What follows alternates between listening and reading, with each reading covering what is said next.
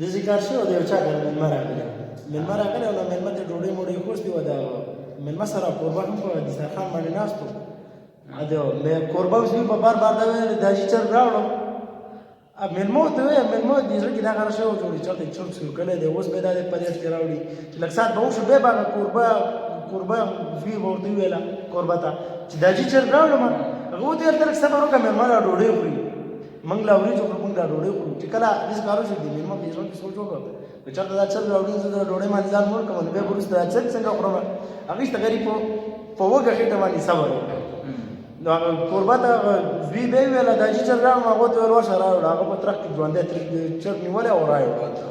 چې راوړه مېلمه دې تپوس په دام څه له راوړی دا ستا نه چې کوم بوټي خریدلي دا راغونډی که دا مېلمه سره دغسې کار کړی او بل کار څنګه شوی و هغه پوډري چې په سره غپ لګاو د یوې مبارک هغه یو بوډري داسې کار کړی بل بوډري ته وایي که نه وایي ما او تا چې دغه جمعې لمونځ کوو چې هغه د څه ورځ وه بل ورته وایي که الله مې نه غلطې غالبا چې د اتوار ورځ وه پوډري نه خپل ګډیر غپ لګي کنه جی هغه هیلمټ والا قسم تا کړو هغه داسې چل شوی و چې یو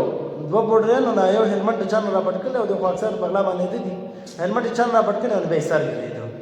سر نشي ګرځولی هیلمټ د پاسه یو غریب ټرای کوله که نه یو ته وایي مړه یار ته خو ډېر قمقل یې دا هیلمټ درې که زه بیا دا سر وګروه هغه بل ورته څه وایي مړه یار والله ما ویل که نه ته به ډېر هوښیار یې ته خو زما نه هم ډېر قمقل یې ته چې بنډۍ ګرې پړدوګو ته وباسي